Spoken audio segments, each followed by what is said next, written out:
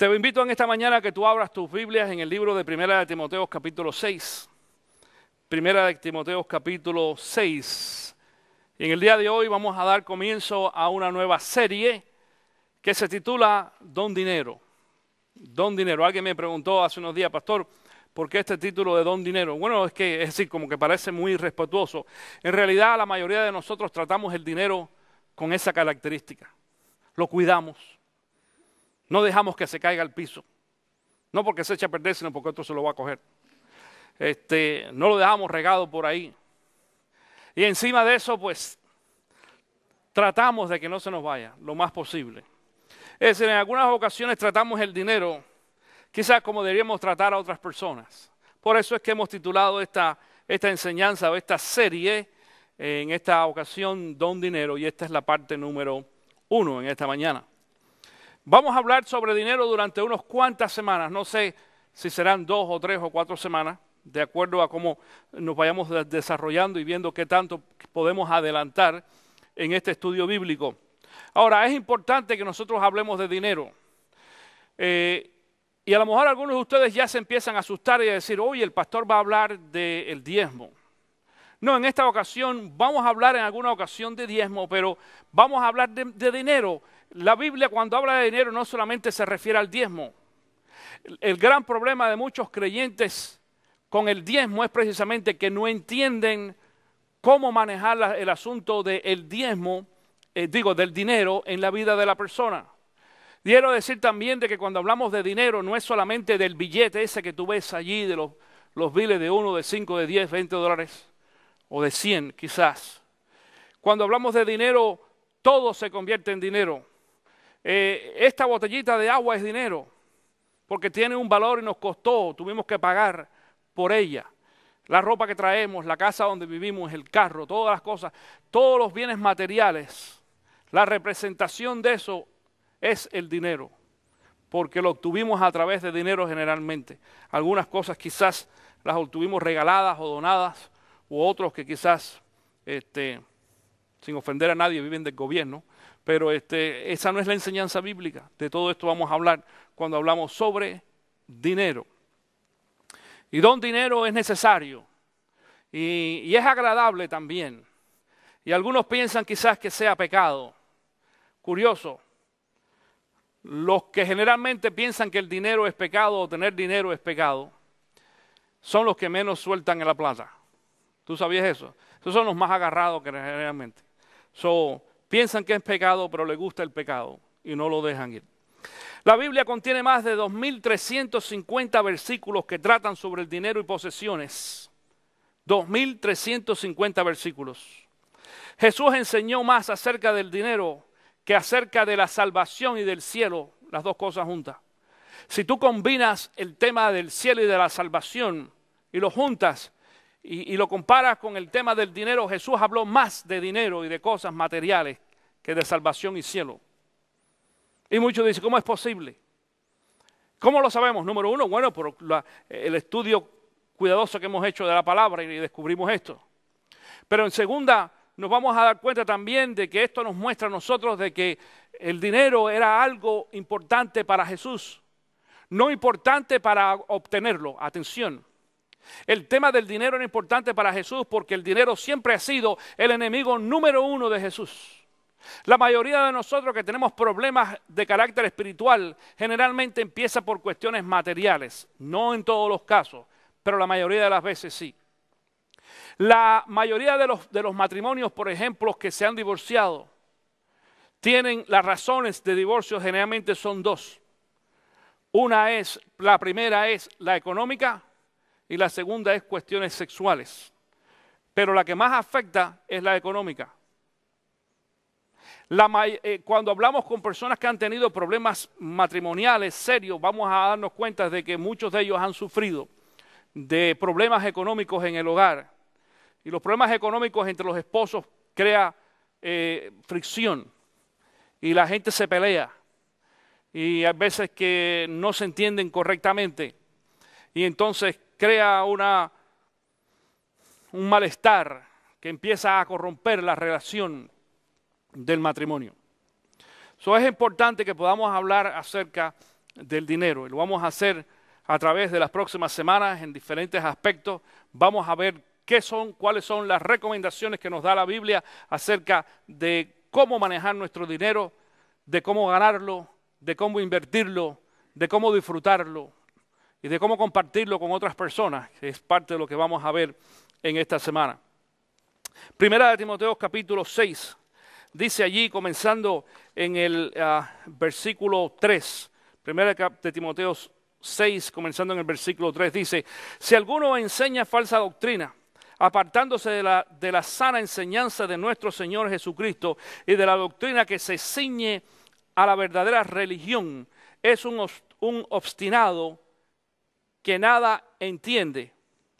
Y déjame hacer una pausa allí para explicar algo.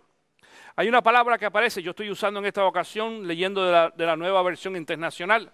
Algunos de ustedes están leyendo quizás de la Reina Valera 1960 o de la Biblia de las Américas o cualquier otra. La Biblia de la Reina Valera 1960, por ejemplo, en ese texto bíblico, cuando dice allí la verdadera religión, la palabra que usa en la Reina Valera dice conforme a la piedad.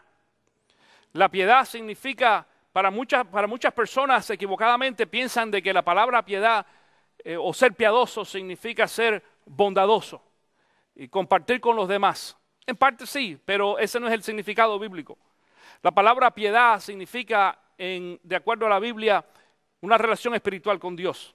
Una persona piadosa es una persona, una persona piadosa es una persona espiritual.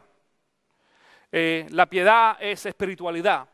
Claro, muchas personas no entienden, acuérdate de que por eso es que la Reina Valera, la versión internacional fue escrita para los no creyentes, que los no creyentes pudieran quizás entender un poquito más el contenido bíblico, y por eso usa esta palabra de religión. Porque para muchas personas que no son creyentes, cuando tú hablas de espiritualidad, tú sabes lo que tienen ellos en mente de una persona espiritual, uno que se pone a meditar. ¿No te han visto ahí que es muy espiritual mi esposo? De verdad sí, porque él todos los días hace allí su yoga. Eso no tiene nada que ver con espiritual. O es muy espiritual una persona que quiere decir para algunos es muy cariñoso. Y eso no tiene nada que ver con espiritual. Lo espiritual o lo piadoso tiene que ver en realidad con nuestra relación con Dios. Pero en esta ocasión la versión internacional lo menciona con religión, porque cuando hablamos de religión ya la gente sabe, pero esa palabra religión es o incluye todo lo que tiene que ver con la iglesia, Dios, la Biblia y toda esa serie de cosas. Por eso es que usa este término. Aunque nosotros enseñamos que la verdadera vida cristiana no es una vida de religión. Tú has escuchado eso.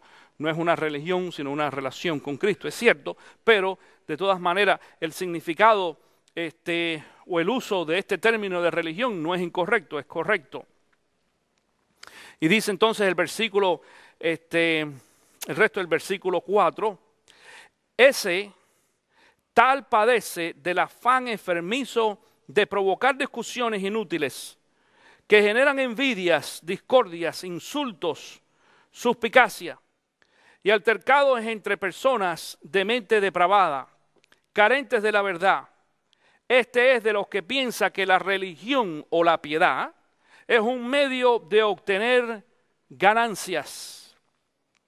Es cierto que con la verdad o con la verdadera religión se obtienen grandes ganancias, pero solo si uno está satisfecho con lo que tiene. Vamos a hacer una pausa allí bien interesante, muy importante. Mira, escucha esto aquí lo que dice. La mitad del versículo 5 dice, este es de los que piensan que la religión es un medio de obtener ganancia. Es decir, algunas personas piensan de que la vida espiritual o la piedad, cuando uno viene a los pies de Cristo Jesús, lo hace para poder resolver su problema. Desafortunadamente, estamos viendo más y más algunas iglesias, personas o ministerios y aún pastores, desafortunadamente, que están enseñando este tipo de filosofía. Yo quiero que tú entiendas de que lo que estamos leyendo hoy se escribió hace casi 2000 años atrás y lo estamos viendo ahora. Una de estas del resultado de este texto bíblico en estos tiempos es lo que se conoce ahora como la teología de la prosperidad. ¿Quién ha escuchado sobre eso? La teología de la prosperidad. La teología de la prosperidad enseña de que Dios quiere que todos nosotros seamos bendecidos económicamente y que tengamos dinero y que tengamos casas y carros y que tengamos cierta situación económica.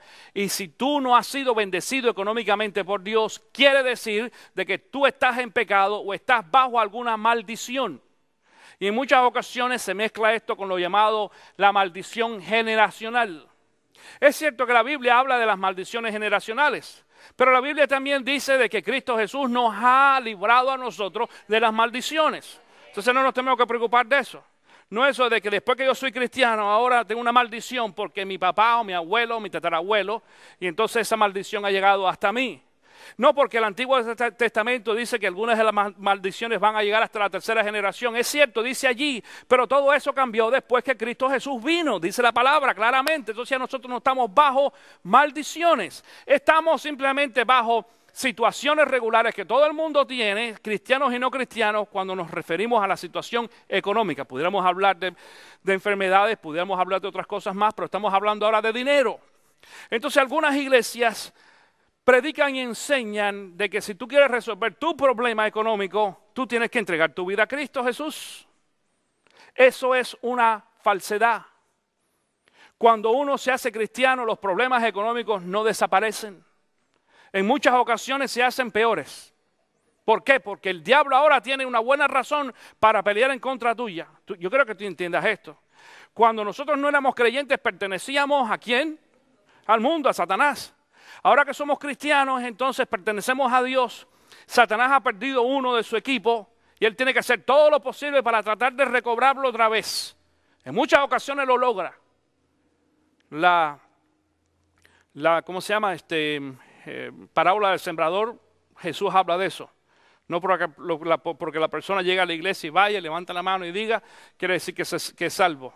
Hay muchas personas aún en esta iglesia que hemos visto y con un furor tremendo ellos pasan al frente y reciben al Señor y se emocionan y tú los ves participando y después hacen así, se enfrían, se desvanecen y más nunca los ves. Y muchos de ellos paran otra vez en el mundo y la palabra relaciona eso en algunas ocasiones con el corazón de piedra, con el corazón que estaba entre las cizañas, ¿te acuerdas? Es decir, el corazón de ellos no estaba preparado para recibir la palabra del Señor. O no se preocuparon. Y entonces se apartaron del Señor. Pero dice que aquellos que de verdad su corazón era fértil, que habla como tierra fértil, la semilla cayó y creció y dio fruto.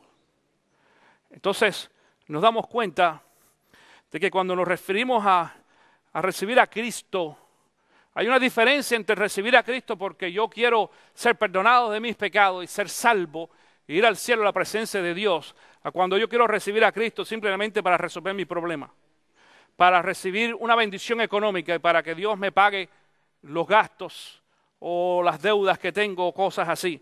Por eso dice el resto, ahí es otra vez la mitad del versículo 5, este es de los que piensan que la religión es un medio de obtener ganancia. Y hay muchas personas que piensan de que el ser cristiano quiere decir vamos a tener alguna ganancia. Yo recuerdo hace algunos años atrás, yo no era pastor cuando eso, fíjate, yo no era pastor. Yo era miembro de una iglesia regular, eso fue en Las Vegas, Nevada, hace muchos años atrás. Y yo estaba encargado del ministerio de Miria en aquellos tiempos. Y había un señor allí que llegó con su esposa en un sillón de ruedas y 2 niños. Y llegó un domingo y llegó otro y demás. Y tenía un aspecto muy poco desagradable, no eran muy cuidadosos de su apariencia o de su vestimenta y demás. No eran gente que tú veías que iban bañaditos. Tú puedes ser pobre pero limpio. ¿Entiendes esto? Ajá. Y hay muchos ricos que son bien cochinos. No sé si entiendes la comparación. Anyway, después de 2 o 3 semanas, estas personas pues se acercaron al pastor y demás con cierta necesidad y con cierta cosa y eventualmente llegaron a convencer al pastor que le dieran una ayuda económica. Ellos se hicieron miembros de la iglesia y todo. Y la iglesia, el pastor aprobó a darle una ayuda económica. Yo recuerdo que había algo que no, yo no estaba muy, yo era un muchacho joven aquello, yo estoy hablando, yo tenía quizás unos 18 años, 17 años, y yo no era quizás tan vivo el más, pero había algo que no me cuadraba, no me, ¿sabe? Hay un dicho que dice por ahí, me huele a quemado. ¿Tú has escuchado eso? Ajá, me huele a quemado. Bueno, y yo se lo comenté al pastor, le digo, pastor, pero, ¿cómo es esto de que hay que, yo recuerdo que se aprobó darle a esta familia $1,000 todos los meses para ayudarla con su situación porque no tenían trabajo y porque la señora estaba en un sillón de rueda. Y un día, su servidor, que está aquí, se empata con esta gente en el medio de la calle y la mujer andaba caminando como si nada con el esposo y los niños. Digo, pero ella no era inválida. Milagro. Pero como yo soy amante a las fotografías y ustedes lo saben, yo creo que casi que yo nazco con una cámara encima desde que era pequeño. Sí, yo te saco fotografía por cualquier cosa. En aquellos años, tú podías ir a una farmacia o cualquier lugar y comprar de esas fotografías, de esas camaritas desechables. ¿Te acuerdas de las desechables Kodak? Muchachos, yo tenía que probarle a mi pastor que lo que yo sentía era cierto. Y yo corrí para allá y me compré una de esas camaritas y chancha, la usé completita porque tú sabes que tú lo usabas, después había que botarla. Botarla no, tú la llevabas a revelar y se quedaban con la cámara porque era una cosita plástica ahí. Y yo tomé varias fotografías, y fui a revelarlas.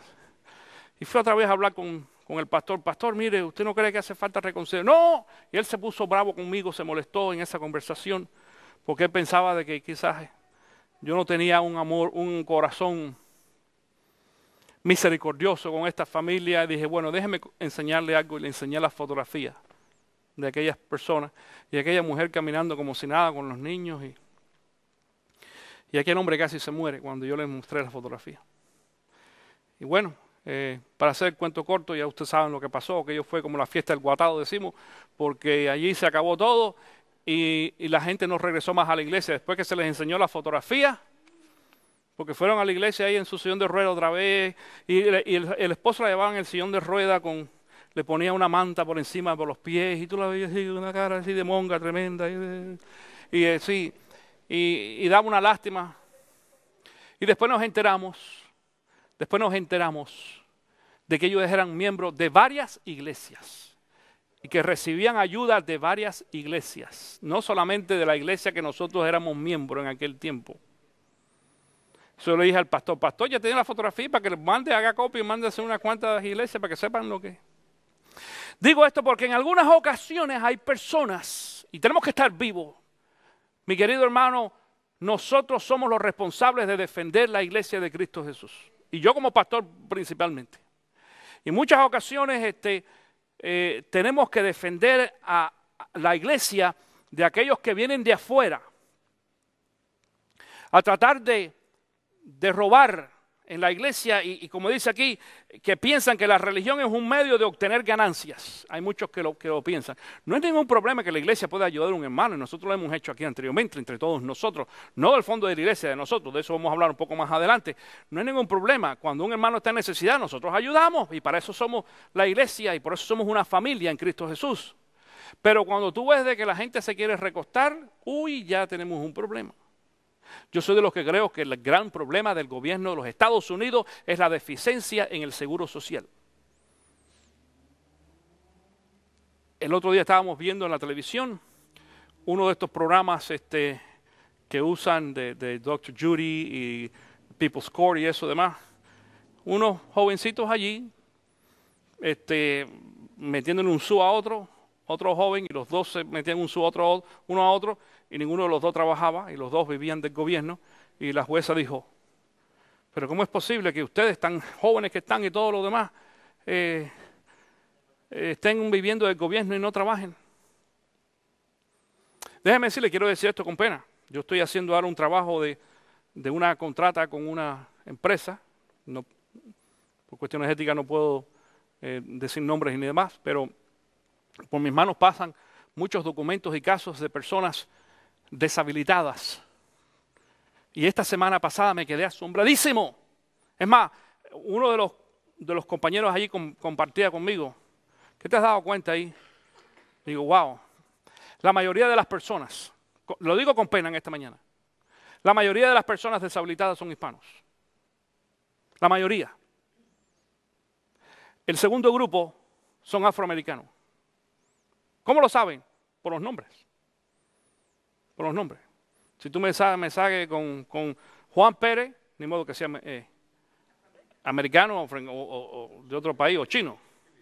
Y si tú me sales entonces con Chanira Brown, tú sabes que ¿verdad? Ya tú sabes cómo es la cosa. No es hispana, ni es americana, es afroamericana.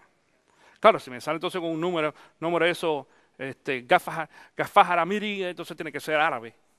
Pero todos los que tenemos ahí son, la mayoría, hispanos. Pero la segunda cosa, cuando hago así que empiezo a chequear, la mayoría tienen menos de 50 años de edad. Menos de 50 años de edad. Increíble, es una pena. Y lo conversábamos ahí, es una pena ver cómo hispanos jóvenes prefieren deshabilitarse y vivir del gobierno en vez de trabajar. Déjeme decirle, hay muchos trabajos. Si tú no puedes cargar, no te preocupes, hay muchos trabajos. Ahí están, en internet están, hay que buscarlos. Que tú puedes hacer un trabajo sentadito en una oficina, sentadito, calmadito, bien tranquilo, allí en una computadora, escribiendo con papeles y otras cosas más. Y no tienes que preocuparte, no tienes que estar cargando cajas. Los trabajos están, las oportunidades están. Lo que hace falta es tener el deseo de trabajar. Había una joven que me decía, Carmen y Jerry y demás los conocen a esta joven, ella se llama Millie, y esta joven me decía, pastor, el que quiere trabajar, trabaja. Me decía Millie, pastor, yo tengo 3 trabajos. Dice, encima de los 3 trabajos voy a la iglesia. Tú conoces a Millie también. Sé que está. Dice, claro, tú conoces a Millie, perdón. Ok, dice, yo tengo 3 trabajos y encima de eso voy a la iglesia y trabajo y ayudo.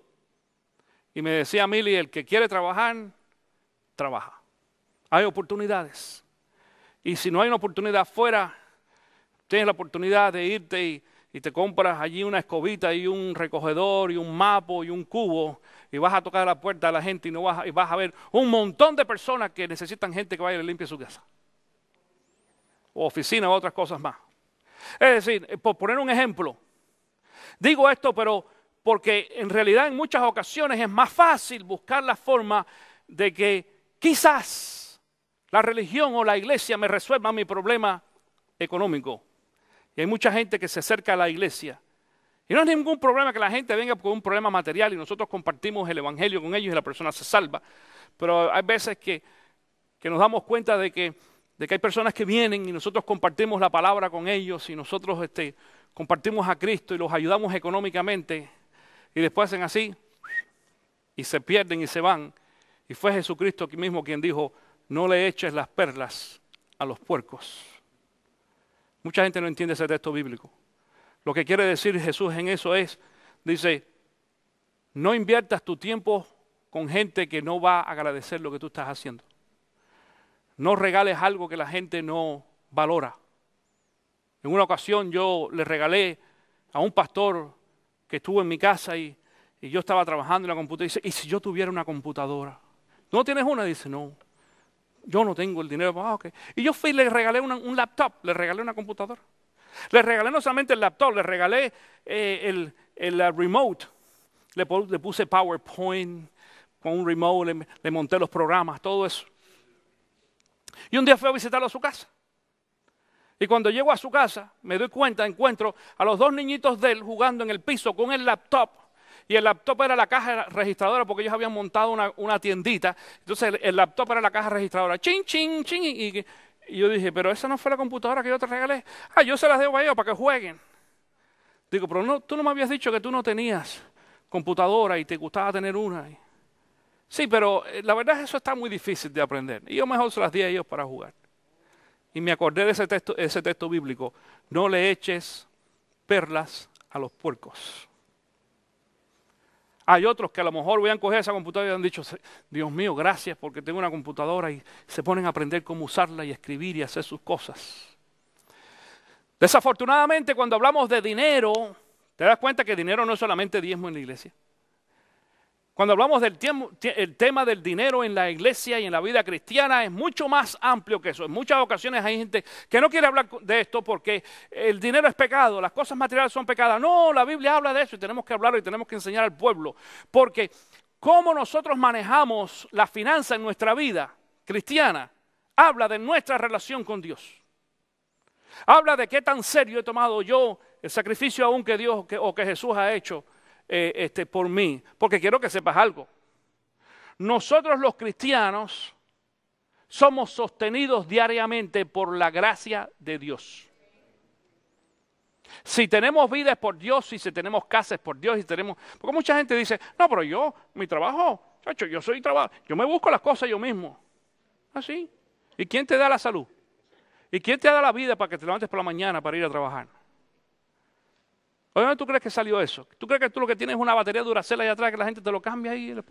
Sí, a algunos parece que tienen que cambiarse la batería, es cierto. O a otros uno le dice, ponte las pilas porque estás parado, estás frisado. Tienes que hacer algo. Pero mucha gente piensa de que las cosas son simplemente así. El versículo 6 dice, es cierto que con la verdadera religión se obtiene grandes ganancias, pero solo si uno está satisfecho con lo que quiere. Vamos a hacer una pausa ahí y yo quiero explicar esto. Porque tú vas a decir, pero pastor, espérate, si el versículo anteriormente dice de que no es bueno que nosotros nos acerquemos a la vida espiritual o a la iglesia o a Dios tratando de resolver nuestro problema. Entonces, ¿qué es lo que quiere decir esto? Bueno, quiere decir que es cierto, dice, es verdad, que la verdadera religión o la vida piadosa o espiritual nos va a resolver el problema. Es decir, es cierto de que Jesús tiene cuidado con nosotros. Escúchame, cuando hablé, por ejemplo, del tema de la doctrina de la prosperidad, yo creo en la prosperidad. Yo no creo en la doctrina de la prosperidad. Es decir, la doctrina de la prosperidad cree de que Dios quiere que tú seas millonario y tú tienes que estar comprando carros nuevos todo el tiempo y quién sabe qué. Eso es lo que cree, es lo que dice la doctrina de la prosperidad. Yo sí creo que Dios quiere prosperidad porque la Biblia habla de eso. Dios quiere que nosotros seamos prósperos, pero una prosperidad integral. Prosperidad integral quiere decir prosperar económicamente, espiritualmente, emocionalmente, físicamente. Todo es algo, es un paquete. Y la prosperidad económica no está a la medida de nuestras expectativas. Y en muchas partes, es decir, en cierto nivel nosotros vamos a poner los límites. Tú no vas a ser millonario ni vas a tener buena casa ni buen carro si no quieres trabajar. Si tú eres vago vas a tener muchas limitaciones. Pero si tú te pones y te switcheas la mente y dices voy a trabajar y voy a hacer esto, óyeme, déjame decirte algo. Vivimos en el país de las grandes oportunidades. Yo salí de Cuba a la edad de 15 años, con unas necesidades tremendas y con una experiencia que en otro día les cuento, donde hubo ahí un altercado en el aeropuerto y casi que no podía salir y casi por un pelín me quedo y si me quedo mal. Pero pude salir.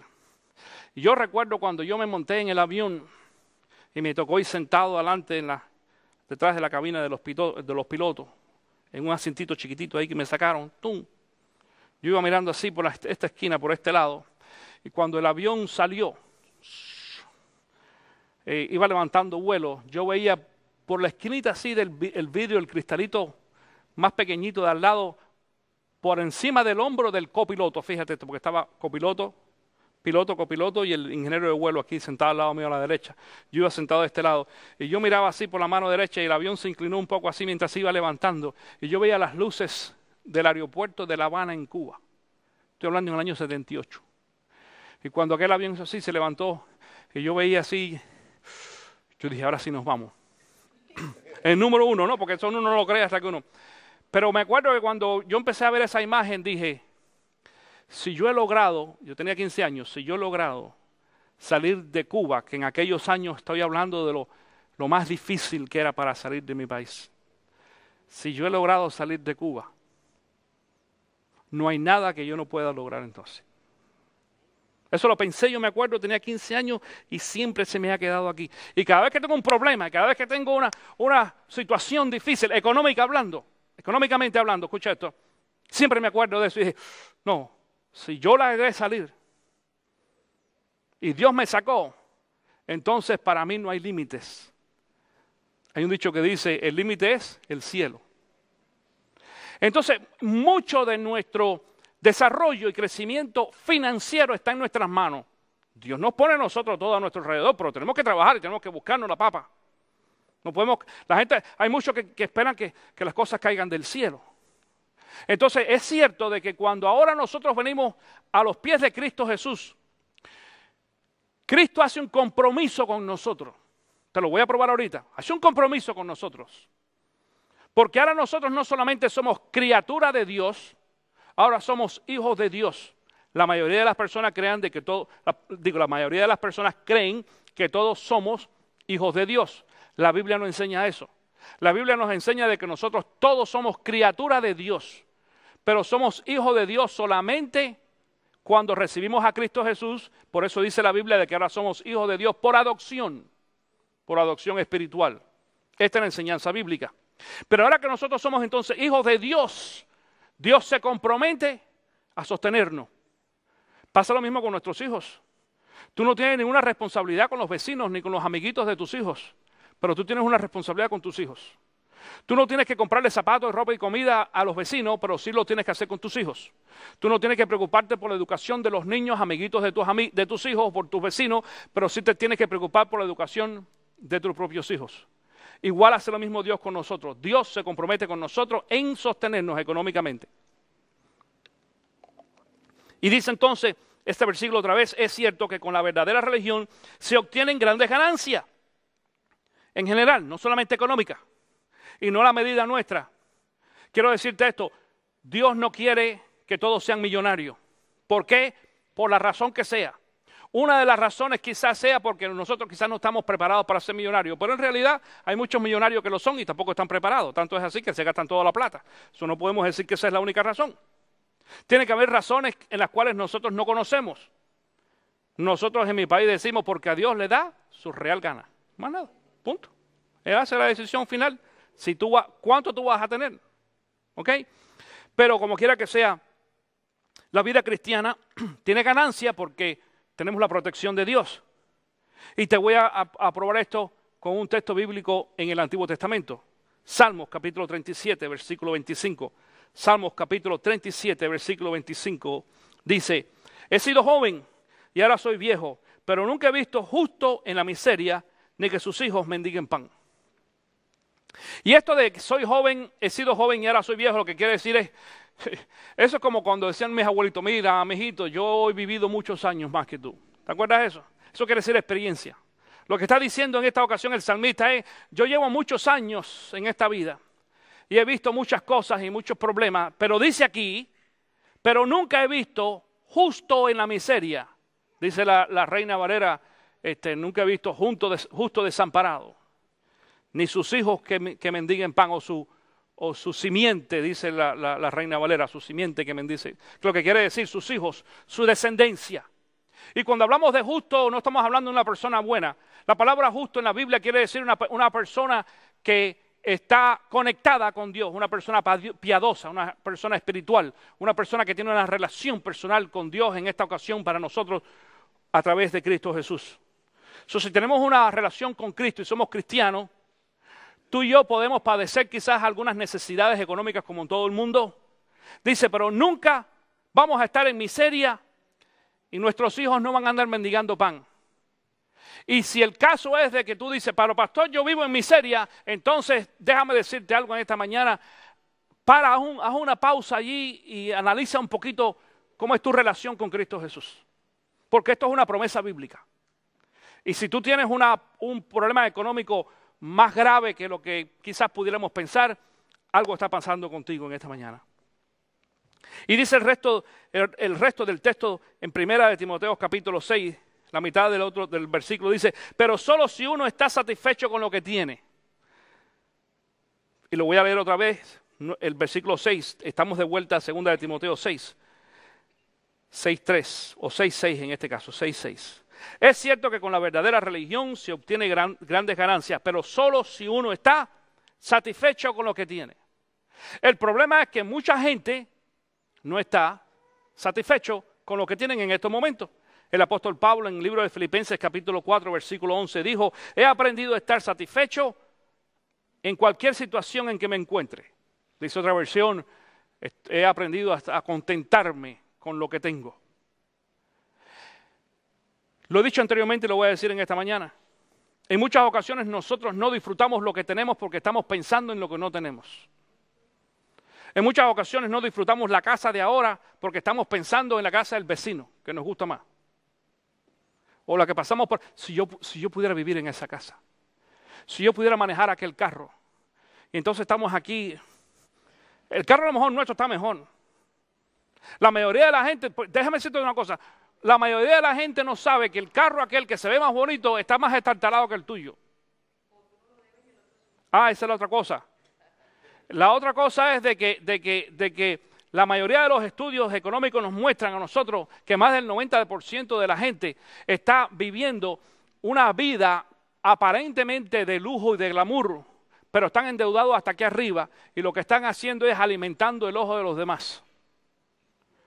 Cuando tú te compras un carro nuevo, yo creo que tú entiendas esto, cuando tú te compras un carro nuevo y lo disfrutas y todo lo que tú quieras, pero en realidad tú te compras, esto es lo que dice el dicho, gastamos el dinero que no tenemos para comprar las cosas que no necesitamos y alimentar entonces el ego de las personas que no nos caen bien. Anótalo. Gastamos el dinero que no tenemos por cosas que no necesitamos y alimentar el ego de la gente que no nos cae bien. Porque hay veces que fulano de tal no me cae bien, qué pesado. Pero para darle caricate me voy a comprar un carro nuevo. Decimos, ¿tú sabes? Para que me vean mi carrito nuevo. Y al final estoy que no puedo. Los biles me están moviendo loco, me cuesta dormir y no duermo porque estoy todo preocupado. Solamente porque, pero bueno, quedé bien, porque ya aquel que no me cae bien y es un pesado, me está viendo en un carro nuevo y yo estoy creyéndome un poquito mejor, superior. Y nos estamos hundiendo nosotros mismos en nuestra propia basura, desafortunadamente. Y no hemos aprendido a disfrutar de las cosas que tenemos, aunque sean pocas. Te voy a poner un ejemplo bien simple. Las mujeres no se ofendan conmigo en esta mañana. ¿Qué pasa con las mujeres y los zapatos? Y las carteras y demás. Sí.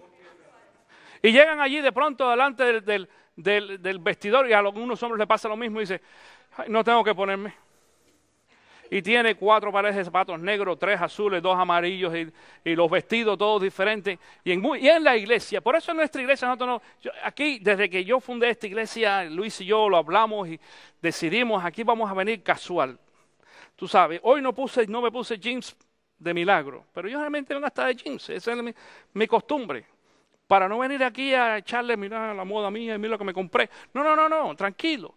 Porque en muchas ocasiones, más que todo las mujeres, cuando se compran un vestidito, y después, ¿y qué me pongo hoy? Y el esposo dice, ¿por qué no te pones este? No, pero eso me lo puse hace 3 semanas atrás. Y Anita se va a dar cuenta, o Carmen, que ellas me dijeron que vestido más bonito y ahora que venga pues con el mismo vestido que van a decir, me tengo que comprar otro vestido. Entonces hay gente que está, tanto hombres para mujeres, hombres o mujeres, pero mujeres más que todo, que van y se compran el vestido y después lo regresan, es lo peor. Lo usan, lo regresan y regresan. Todavía más pecado porque de eso vamos a hablar aquí, de eso vamos a hablar en estos días. Sí, no hagas eso. Si lo compras, úsalo, si lo usaste, quédate con él, no lo regreses, no, porque estás pegando entonces encima de eso de mentiroso. Y lo llevas al... ¿Qué le pasó? Dice la dependiente. ¿Y el vestido qué le pasó? No me gustó. O me quedó apretado. Ya lo usaste. Y tenía una manchita por aquí que le tuviste que limpiar después que fuiste a la fiesta que fuiste, tú sabes, y lo regresaste. Porque no hemos aprendido a contentarnos con lo que tenemos ya y disfrutarlo. Nosotros cuidamos... No tenemos niños, gracias a Dios, pero te voy a decir, yo tuve muchachos y yo tuve esa experiencia también. Cuando mis niños eran pequeños, ellos sabían, en los muebles no se come. En los muebles, desde chiquito, en los muebles no se para uno ni se pone con los zapatos, no. Si tú te quieres sentar ahí, te quitas los zapatitos y entonces te puedes subir al mueble. Porque eran chiquitos, yo sé, pero uno los educa. Es más, déjeme decirle, cuando mis hijos, que ya son grandes, mi hija acaba de cumplir 28 años la semana pasada y mi hijo tiene 26. Y cuando ellos eran chiquititos, los muebles de la sala de mi casa eran blancos. Blancos. Y se vendieron exactamente como cuando se compraron. No estaban sucios ni manchados, pero a los niños se les enseñaba. Entonces, a los niños, nosotros les enseñamos a los niños el valor de las cosas, porque las cosas tienen un valor. Y enseñamos a los hijos nuestros también a disfrutar las cosas que nosotros tenemos. Yo sé, quizás tú estás diciendo, pastor, pero wow, eso está un poco duro. ¿En qué mundo vivimos? Vivimos en un mundo que está en crisis. Vivimos en un mundo donde la mayoría de las personas, me atrevo a decir más del 90% de la gente en el mundo entero, que si no más, están viviendo casi de día a día. Muchos de los que estamos aquí en esta mañana hoy sabemos que si de pronto nos cortan el cheque de la semana, nos quedamos en bancarrota, porque estamos de cheque en cheque. ¿Sí o no? Sale para la calle, habla con tus amigos, tus familiares para que tú lo veas. Ve a los lugares aquí del unemployment o de los lugares del seguro social para que tú veas. Bueno, hay unos cuantos vagos y otros que van a buscar allí su chequecito y su food stamp y van y se montan en un Cadillac. Yo a veces que tengo ganas de coger un bate y romper los vidrios a esa gente, pero bueno, perdóname, Señor, perdóname. Sí, porque están viviendo de la necesidad de otra gente que no le dan ayuda social, porque hay otros bandidos que se aprovechan y no hay la suficiente cantidad de dinero para todo el mundo en muchas ocasiones, desgraciadamente. Pero nosotros tenemos que aprender a contentarnos con las cosas que tenemos. La ropa que uno tiene, aprovéchala. Mira, yo te voy a decir una cosa, sinceramente. Yo le doy gracias a Dios porque me permitió vivir en una situación. Yo nací en Cuba, como todos ustedes saben, y viví ahí los primeros 15 años, y esos fueron quizás los años más difíciles en aquellos años, finales de los 60 y los 70, una crisis muy, muy grande. Y yo recuerdo haber tenido ropa, es más, yo recuerdo haber tenido 2 pantalones para salir y punto, no más. Y eso porque mi mamá era sastre y se las arreglaba. Pero más nada. Y para la escuela y para allá y para acá y para actividades, yo me acuerdo que cuando y a lo mejor ustedes también se acuerdan en sus países, y no tiene que estar en Cuba, no, cuando se te rompe el pantalón, nada de que voy a Walmart a comprar un pantalón nuevo. La abuelita cogía, dámelo para acá, y le metía un surcidito, y tú lo lavabas bien y lo planchabas y se te veía chévere. Y habían algunas abuelitas como la mía que era una experta, porque ella hacía esos surcidos ciegos que se llamaban, y tú ni te dabas cuenta de que tenía una rajadura. Y dices, wow, abuela, ¿pero cómo fue esto? Increíble. Y ponte el mismo pantalón y echa para adelante. Por eso es que ahora, cuando tenemos lo que tenemos, lo disfrutamos. Si tú nunca has tenido una situación económica difícil, quizás por eso es que Dios te está poniendo en eso, a muchos que nos están escuchando en internet ahora también. Dios nos permite, más que todos los cristianos, entrar dentro de grandes crisis económicas para darnos cuenta de lo que tenemos y darle valor a las pequeñas cosas y decir, wow, Dios mío, gracias, porque hasta eso nos olvidamos de darle gracias a Dios por las cosas que hemos recibido. Y encima de eso, no estamos contentos con lo que tenemos. Versículo 7. Porque nada trajimos a este mundo y nada podemos llevarnos. Nada trajimos a este mundo y nada podemos llevarnos. Así que si tenemos ropas y comida, contentémonos con eso.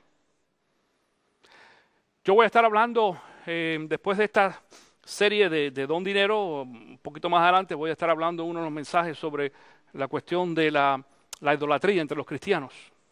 Déjeme decirle, dentro del mundo cristiano hay muchos idólatras. Y no tienes que tener santos ni otras cosas más, estamos hablando con el dinero. Dice aquí en este texto, porque nada trajimos a este mundo y nada podemos llevarnos. Tú sabes de la costumbre esa de que todavía hay costumbre, y entre los hispanos mucho, de que uno se muere y viene la gente y le echa dentro de la caja cositas. Que a este le gustaban los chocolates y le pongo un chocolate. Y que le gustaban los tamales y le traen un tamal y se lo ponen ahí. Entonces después nos damos el lujo de criticar a los santeros porque le ponen un tabaco y un plátano al santo de ellos. Decimos, pero ¿cómo es eso? Si le estás trayendo cosas al muertito tuyo que le gustaba, es lo mismo, la misma cosa, exactamente lo mismo. Nada nos vamos a llevar. Mira, el chocolate ese mejor dáselo a un niño, que lo va a disfrutar mucho. El muertito ya se murió, ya ese no hay nada, ni para que se lo pongan los ojos de crema ni nada. Esto no va. Dáselo a un niño, regálaselo. Tenemos que darle valor a las cosas. Así que si tenemos ropa y comida, contentémonos con eso. Eso es lo que dice el Señor. Pablo nos está diciendo de que lo principal para que nosotros estemos contentos es comer y vestirnos. No es computadora, no es el cell phone, no es el carro, no es muchas otras cosas, no son los muebles, no son la casa. Todo esto es extra. Para estar contento, escucha bien, si tú tienes alimento en tu casa, y todos tenemos en este país alimento. No me vengan con bobería en esta mañana. Eso de que estoy pasando hambre, pastor, estás pasando hambre porque quieres. Pero aquí la comida se bota. Los restaurantes botan la comida. Los pobres de esos lugares botan la comida. Hay oportunidades. Lo que tenemos que ponernos las pilas. Si tenemos ropa. Pero otra cosa de ropa, hablando de ropa.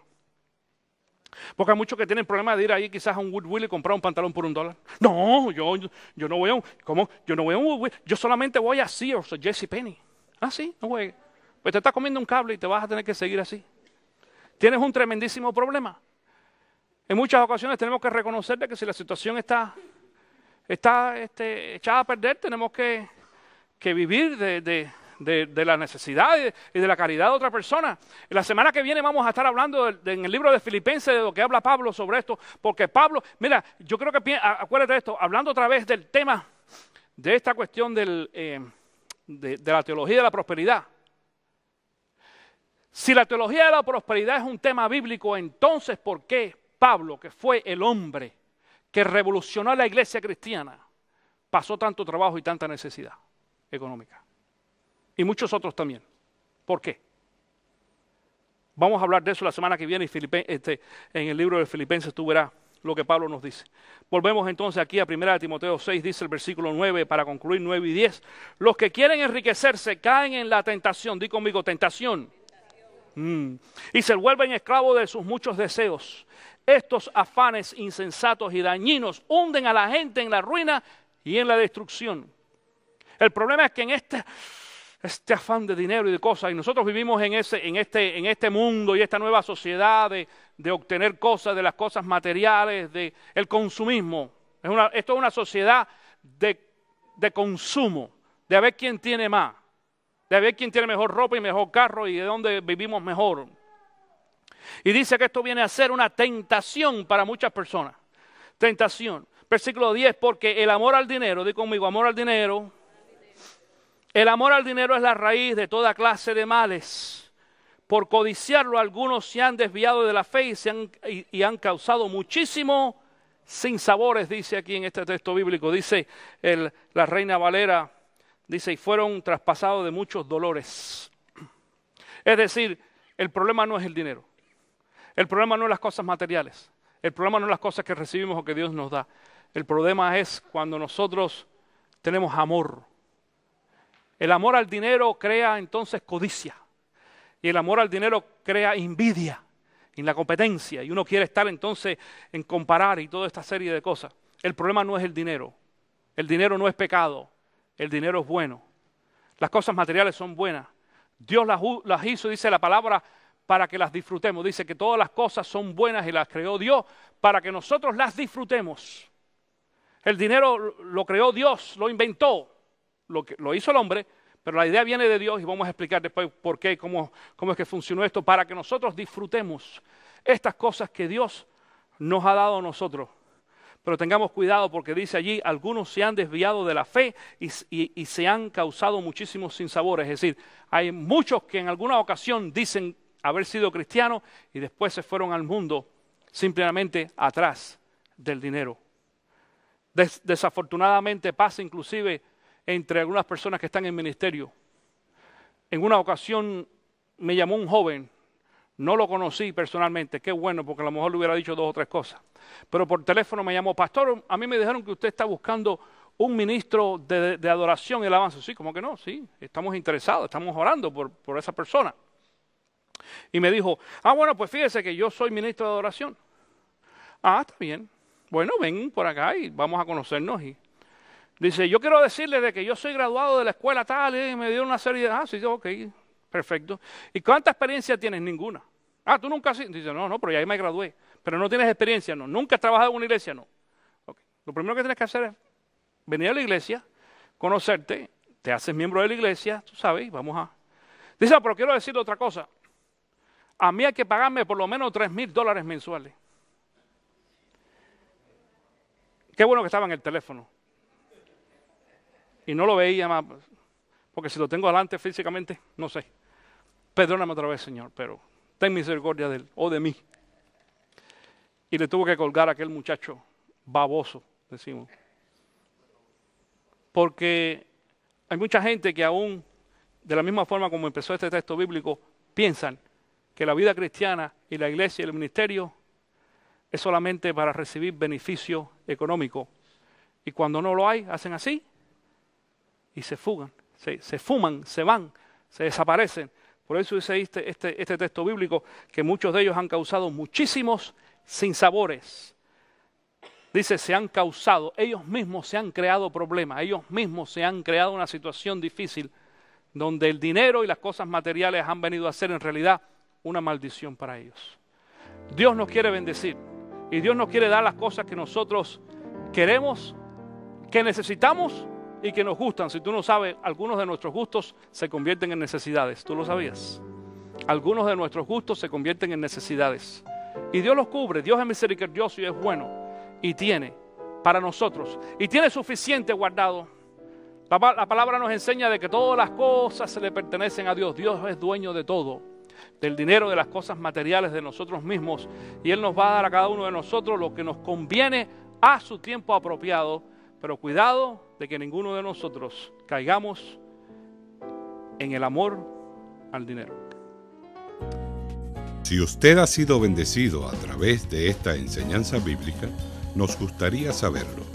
Envíe sus comentarios escribiendo a info@ccvida.com o llamando al teléfono 352-624-3519.